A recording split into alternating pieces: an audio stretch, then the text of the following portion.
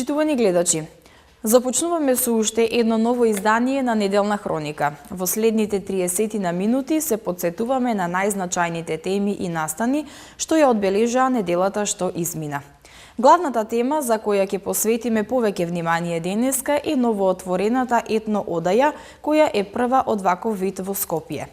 На оваа тема разговараме со членови на Сдруженијето на уметници ракотворци Артикрафт, во чија организација е отворена оваа етно одаја.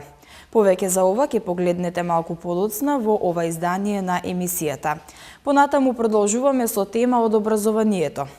Средношколците, за да можат полесно да се одлучат каде ќе го продолжат своето образование, од 15 март до 1 април ќе ги отворат вратите на факултетите. Имено ќе се организираат отворени денови на кои универзитетите и факултетите ќе имаат можност да ја презентираат својата програма, да им понудат информации, како и да одговорат на прашањата на средношколците и матурантите, за тие да го направат вистинскиот избор за професионалниот развој. Средните училишта на град Скопје ќе ги отворат вратите за факултетите.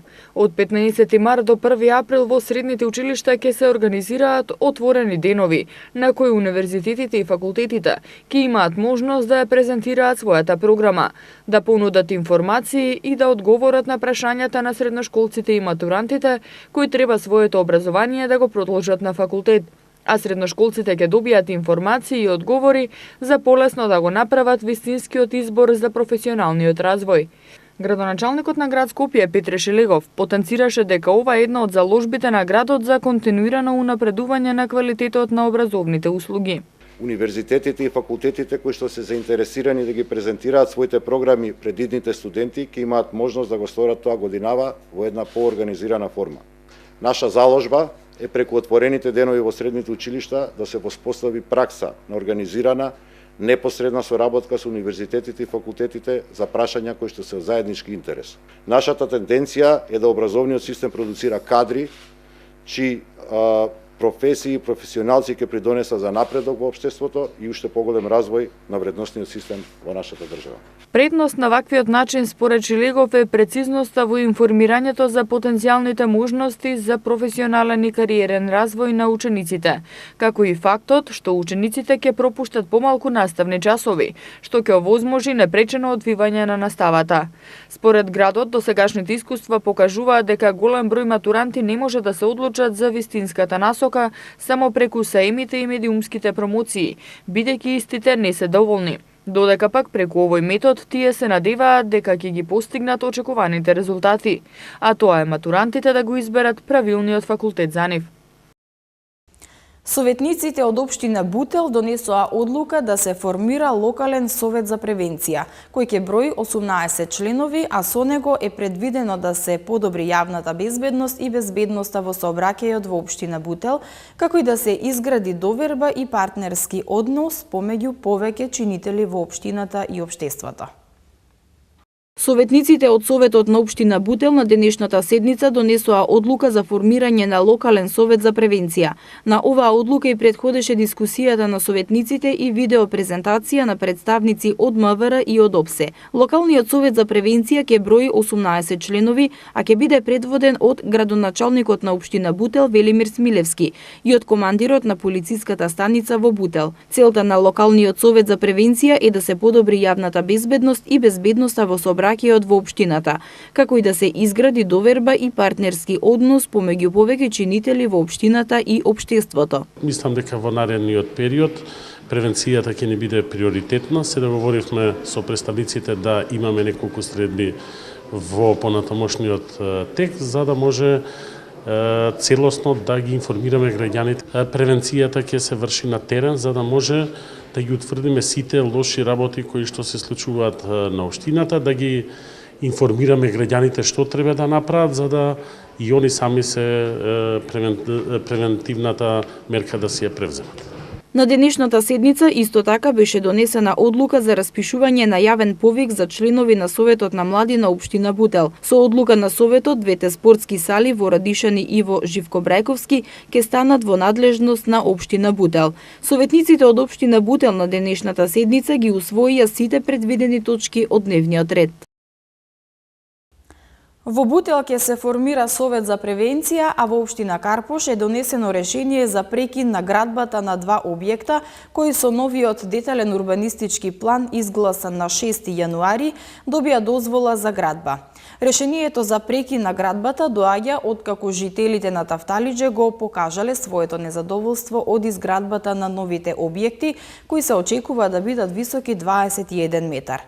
Градоначалникот Стефан Богоев објаснува дека одобрението за градба мора да биде стопирано затоа што се водело предистражна постапка за таа локација. Да слушнеме што друго вели Богоев.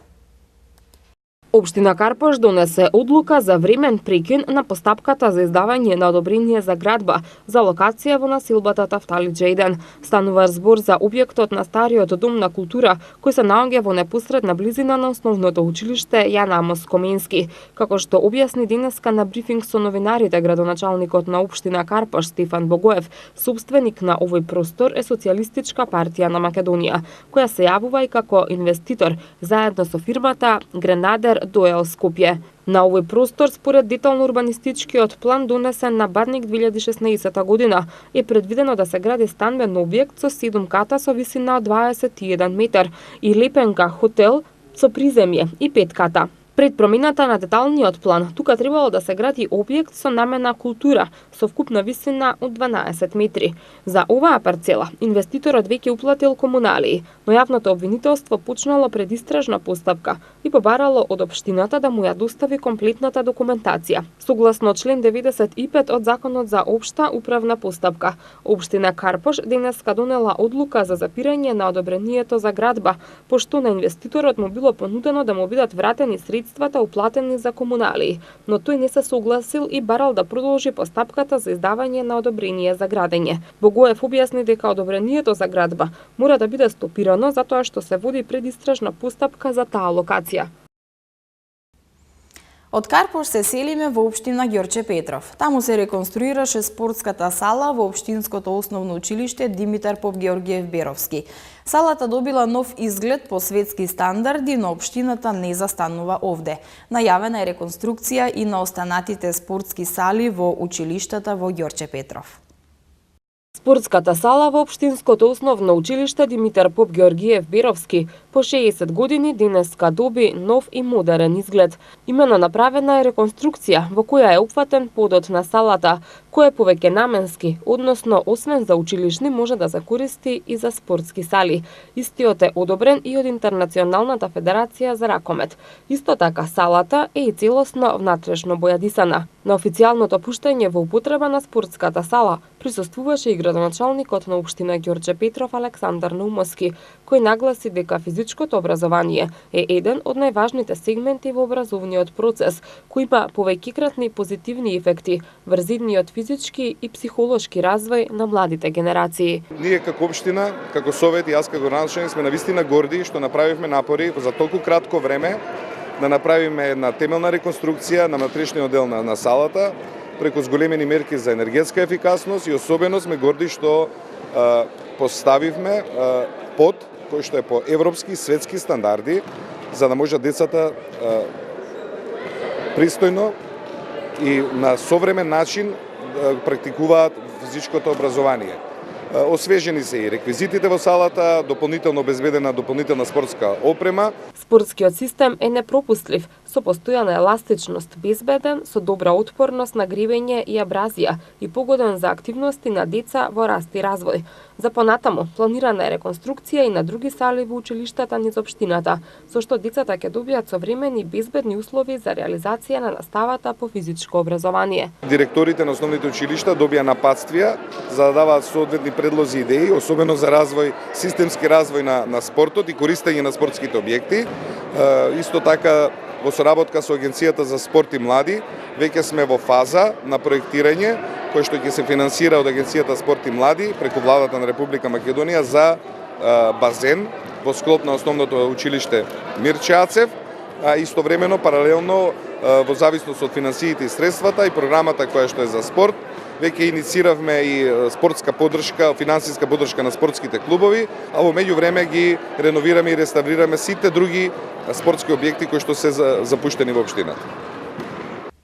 Агенцијата за медиуми во четвртокот ги презентираше резултатите од истражувањето спроведено за родот во телевизиските програми во 2017 година.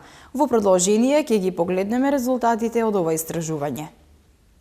Родовите прашања во програмските концепти и содржини на дневно-информативните емисии на телевизиите на национално ниво и начинот на прикажување и представување на жените и мажите во рекламите се двете анализи од кои се состои истражувањето за застапеноста на родот во телевизиските програми. Резултатите од истражувањето покажуваат дека темите кои може да бидат обработувани од родов аспект не се препознаваат од новинарите и од ТВ куќите, а родовите прашања и теми имаат ниско ниво на застапеност во дневно-информативните изданија. Мажите, носители на високи јавни функции, се јавуваат во повеќе различни прилози на ниво на дневно издание на вестите, најчесто во улога на соговорници, а продолжува и трендот на користење машки граматички род како универзален во представувањето на професиите и функциите. Генерално, медиумите, темите поврзани со родот ги третираат неутрално, но се забележува делумно позитивен тренд онаму каде што бројот на уреднички е поголем.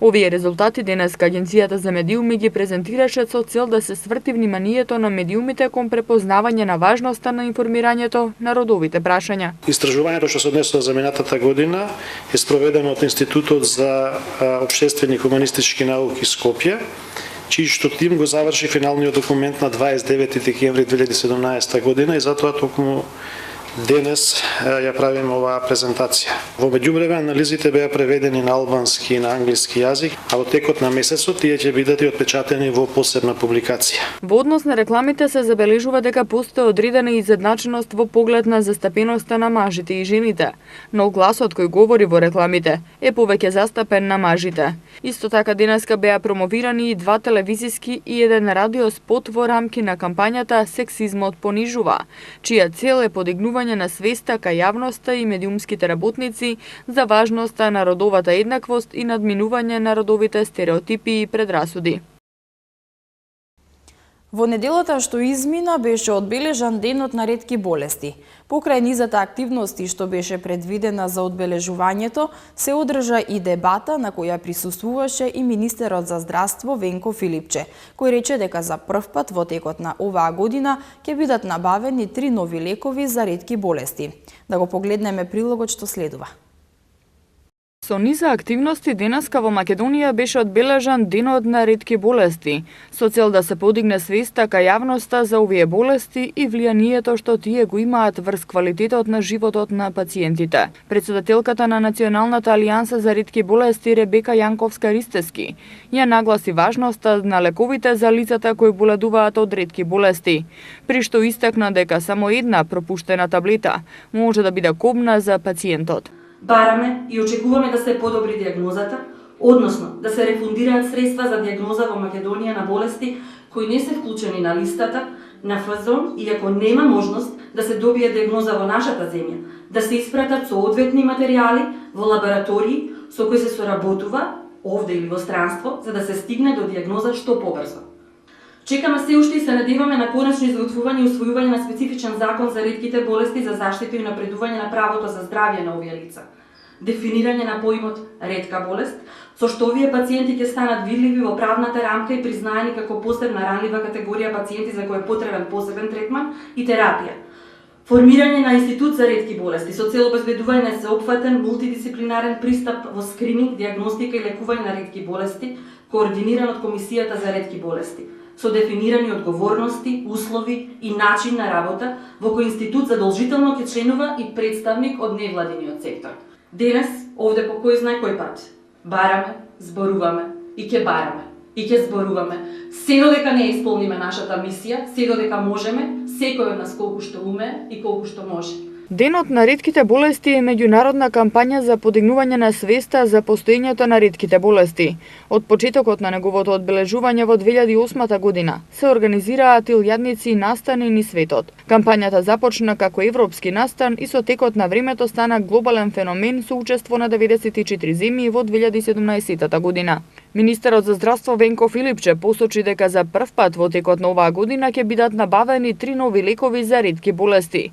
Ги наведе претходно најавените новости за ретките болести, односно електронскиот регистар на пациенти со ретки болести и рефундирањето на работата на Комисијата за ретки болести, нагласувајќи дека верува оти за кратко време во нашата земја ќе биде набавен лекот Спинраза. Иницијатива покренавме со председателот на Стопарската комора, господинот Бранко Озевски, за формирање на специјален фонд во комората, во кој што средства би плаќале најголемите компании плаќачи на данок во нашата држава, а средствата ќе бидат наменети исклучиво за набавка на лекови за ретки болести. Јане Велковски, кој е дете со ретка болест, се надева дека лекот ќе стигне во Македонија и ќе може да си го исполни својот сон. Мојата желба е лекот да стигне и премиерот Заев рече дека лекот ќе почне да се увезува во Македонија и ќе отидам во Манчестер среќен, кај Пол Погба на Лигата на шампионите и ќе заврати там среќен. Браво. А сега е време да го проследиме она што ви го најавив на самиот почеток од емисијата. За прв пат во Скопје се отвори етно одаја во која може да се видат народни носии од Скопскиот регион, стари предмети од покуќнина, како и сувенири изработени од членови на Сдруженијето на уметници ракотворци Артикрафт од Скопје. Пред да го проследиме разговорот што го снимивме во етно одајата, ќе го погледнеме прилогот од самото отворање. Сдруженијето на уметници ракотворци Артикрафт од Скопје ја отвори првата етно одаја, во која се представени носии од Скопскиот регион, стари предмети од покуќнина, како и сувенири изработени од неговите членови. Председателката на Сдруженијето Гордана Митровска информираше дека оваа година Артикрафт, одбележувајќи 5 години постоење, успеа да ја отвори етно одајата со помош на членовите и поддршката на Министерството за економија. Опремувањето на етно одајата е со предмети и производи што ги работеле членовите.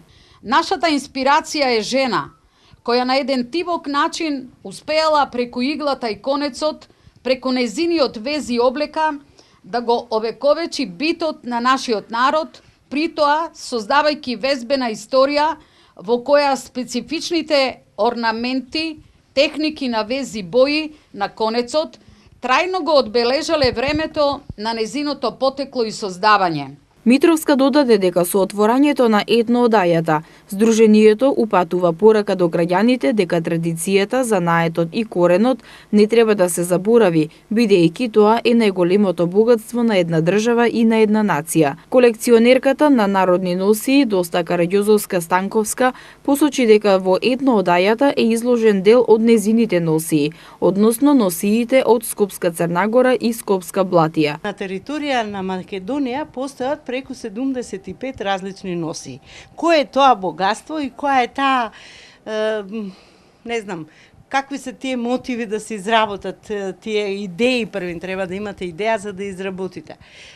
Деловите на носијата од Скопска Блатија претежно се состои од неколку дела, обавезно има кошула, нели, елек, фута, чорапи, марами кои обавезно се носеле на појасот и на главата. Во машката носија исто така има неколку елементи кои ја карактеризираат за овој крај. Тоа се ајтите, тоа се долги до колена кошули набрани во струкот, горните елеци или ајти, има појаси и гаки со чорапи. Сдруженијето Артикрафт ја збогатува збирката за етно одајата по пат на донации на стари етно предмети кои не им се потребни на дарителите. Тие може да бидат подарени на трајно користење или привремено одстапени. Во етно одајата ќе има и едукативни работилници, каде што во живо ќе бидат представени стари занаати, како ткање на разбој, копаничарство, грнчарство, опинчарство, изработка на срма и слама, филигран, пирографија, плетење и нижење монистра.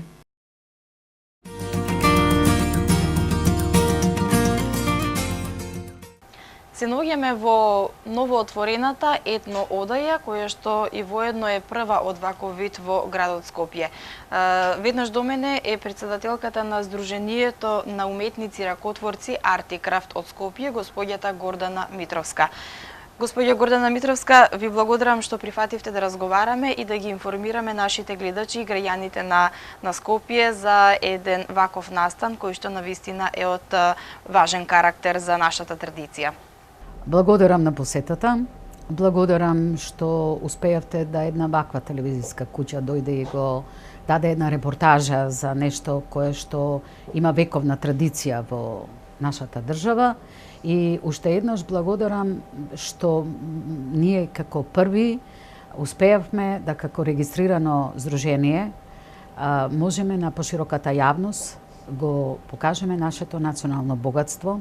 Тоа е нашата народна носија и сето она што го произведуваат членовите на здружението Артикрафт. Во оваа етно одаја се изложени народни носи, стари предмети за домаќинство, како и сувенири. Ке може ли да ни кажете подетално што се е изложено, за што ќе служат овие предмети и како успеавте да ги добиете? Петгодишните активности на здружението донасаат и своји резултати. Сите наши проекти се усмерени да оставиме белег на едно време во кое што живееме, но и да се подсетиме на коренот од кој потекнуваме.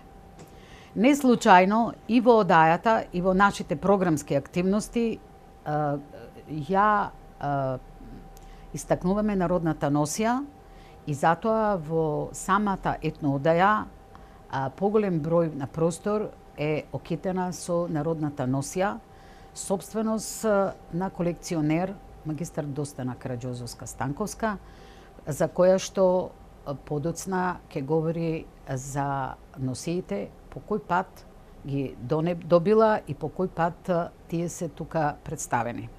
Меѓутоа, желбата ни беше да и нашите членови кои што изработуваат дел од носијата и исто така изработуваат и сувенири кои што се исто така дел од носијата, бидат прикажани и покажани. Така да имаме и во склоп на постоењето кое што ќе трае еден месец, ќе биде отворена етно одаја, ќе имаме изложба од копаничари, од иконописци, од грнчари, од членови кои што работат со ковано железо, со жени кои што се единствени што го плетат чорапот или чорапите кои што се дел од носијата.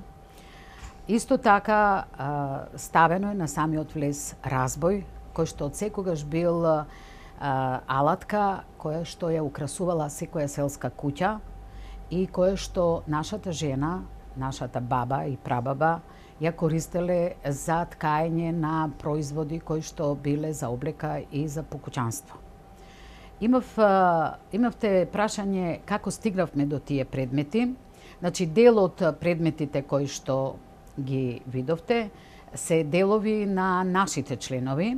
Меѓутоа, ние имавме едно истражување двомесечно од околијата на Скопски регион и од општини од Скопскиот регион, каде што од луѓе кои што се уште сочувале дел од покуќанство и дел од предмети кои што порано се користеле како покуќнина, бидат дадени, да бидат ставени во етно одаја и дел од тоа бидат и подарени. Бидејќи ние немаме собствен простор, не можевме нити да помислиме да откупуваме дел, бидејќи ни беше понудено и поголема количина, него само она што е автентично, она што е најстаро, она што најприкладно да го сместиме во одајата и е сместено. Исто така, ние успеавме да дел од млади автори кои што и понатаму ги заинтересиравме да почнат да се бават со ваков вид на занает, изработка на плетење на мунистра, на чустек, на слики од црма, каде што се ставени носиите, предмет на тема на нивен предмет на изработка беше народната носија, ги вклучиме и нивните дела. Така да тука се и двете наши млади авторки Бојана и Тамара, кои што нивното идно занимање, иако имаат професија друго, ќе биде баш занаетот.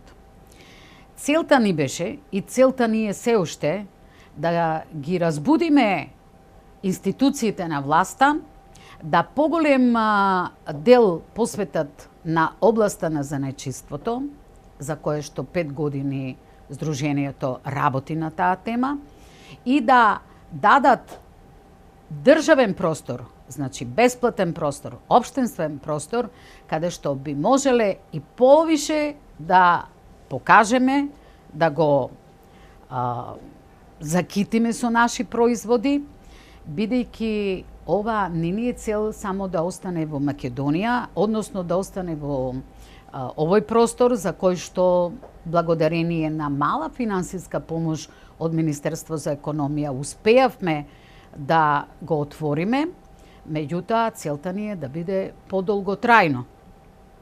Сега за сега тоа ќе бидеме сместени овде, меѓутоа ако би имале слух општините во Скопје да ни дадат во склоп на нивен простор да го закитиме, ние би можеле во секоја општина да направиме по една етно одаја или по етно капче, кое што би покажувале на посетители од таа општина нашиот корен, нашата бит и нашето потекло. Зашто ќе служи етно одајата и дали ќе биде само за разгледување или можеби ќе се случуваат и некои други активности? Целта ни беше да одајата биде од отворен тип, да ја посетуваат од најмлади до најстари. И така и ќе биде. Меѓутоа, целта ни е да и занаетот, односно членовите кои што се врни мајстори на својот занает, кои што изложуваат тука, и на лице место покажат како се тој производ произведува, како се работи. Така да ние ќе имаме и работилници во живо, кои што само од најавени групи, дали се тоа возрастни или деца, ќе покажат, бидејќи знаете, секојдневно зимски период е, не би можеле на поединец, на еден или двајца да покажеме како се произведува, бидејќи самиот автор не е 8 сата тука присутен. Иначе секој ден може да најавам и сабота и недела, етно одеја ќе биде отворена од 10 до 17 часот, ќе волонтираат наши членови, ќе волонтираат етнолози, ќе волонтираат лица кои што се стручни, меѓутоа ќе волонтираат најповеќе број и занаичи на стари изумрени занаити. Ќе ни кажете еве уште за крај доколку граѓаните сакаат да донираат дали народна носија, дали стари предмети, каде може да се обратат? Кога во почетокот почнавме со теренско истражување за набавка на стари предмети и носи во околина на град Скопје, ние имавме едно соопштение преку МИА да до сите жители кои што имаат во своји куќи, во своји домови дел од стара носија или дел од предмети од покуќанство да го донесат за да биде изложено. Дел од тоа се оствари, меѓутоа можам да истакнам и да упатам еден апел да до сите оние љубители на етно производи или стари производи или производи кои што ги имаат во своји ковчези да ги донесат на улица 23 октомври, број 4 во барака до Пелагонија амбуланта или спроти основно училиште Браќа Миладиновци. Ние сме секој ден отворени. Ако сакат да дадат како подарок, ние водиме список од име, презиме. Може да се подари, меѓутоа како здружение не откупуваме, бидејќи немаме простор за сместување, а понатаму ќе видиме како ќе се шириме и како активностите ќе бидат, нели, понатаму ќе видиме, можеби ќе откупуваме, све зависи колку е интересот на граѓаните голем. Господја Гордана, јас за крај би ви се заблагодарила за разговорот што имавме можност да го снимиме и да ги информираме нашите гледачи подетално за оваа етна одаја. И јас ви исто благодарам. Многу сум задоволна што вака млади водителки доаѓаат на вакви наши презентации, бидејќи се е во иднината на младите. Ние како возрастни го покажуваме и трасираме патот по кој што треба тие да одат, ама тој треба да биде добар, квалитетен, чесен и никогаш да не го заборавиме потеклото и коренот. Тоа е наше лице на една држава и една нација.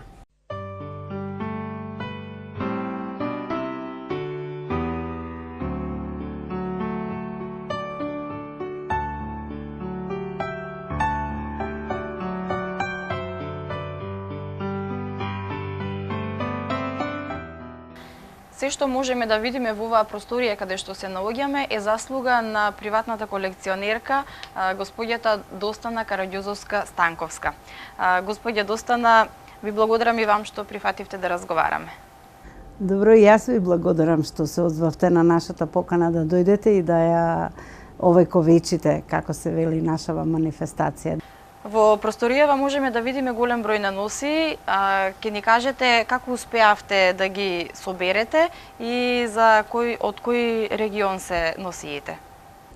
За колекционерството што ме прашавте, нели, го работам повеќе од 35 години и со огромна љубов и ентузијазам, верувате дека ми се чини премногу време му посветувам на тоа, но сега гледам од овие настани, гледам дека тоа не било залудно. Во ова просторија, кај што рековте дека е колекцијата, се што гледате е точно моја лична собственост, фамилиарна собственост, нели? Се наоѓаат носи, еден мал дел од мојата колекција, носи од Скопска Блатија и Скопска Црна Гора, практично регионот што не обкружува околу главниот град. Сега ќе ни кажете што е карактеристично за носиите од Скопскиот регион? Значи, интересно е да се каже дека во етничките граници на Македонија постојат безброј типови модели на народни носи.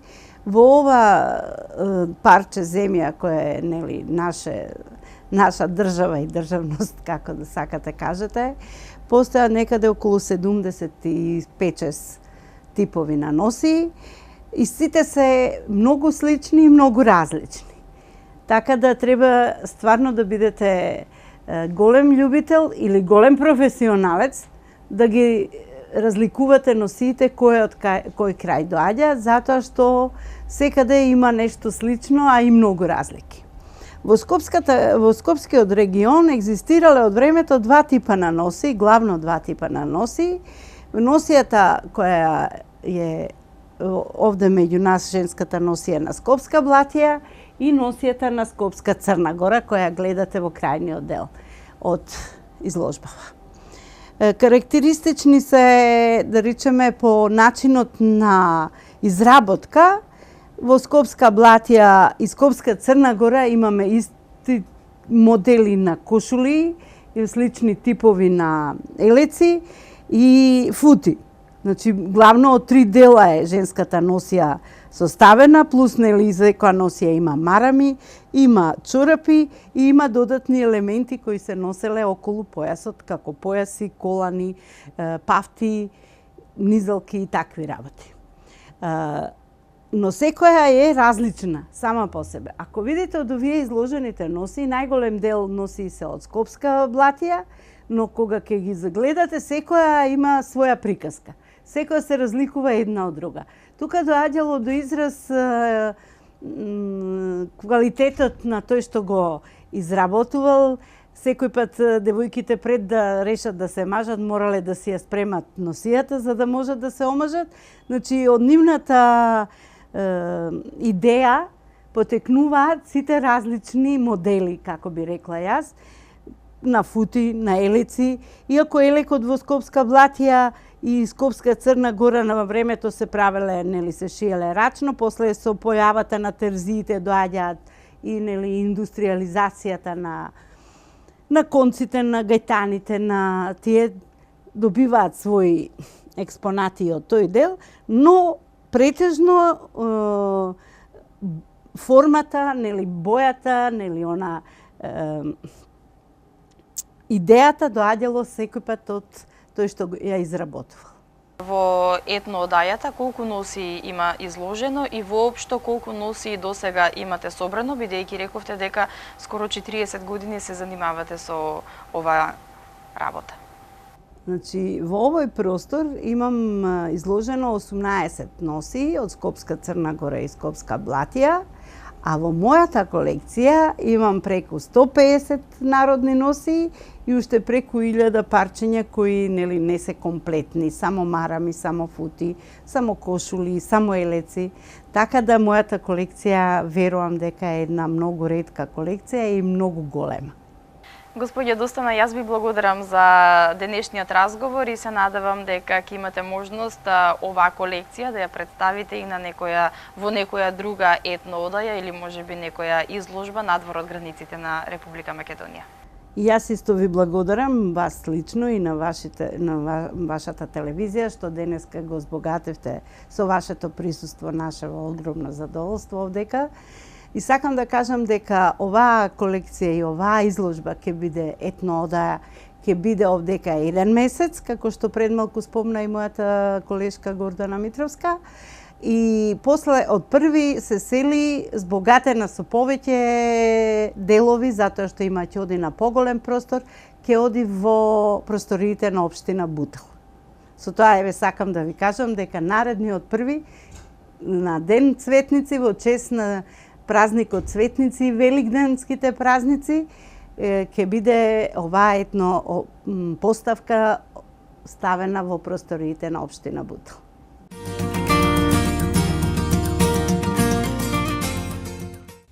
За крај на ова издание на Неделна хроника можам да ви кажам дека традицијата е нашето најголемо богатство. Треба да ја почитуваме и негуваме. Довидување.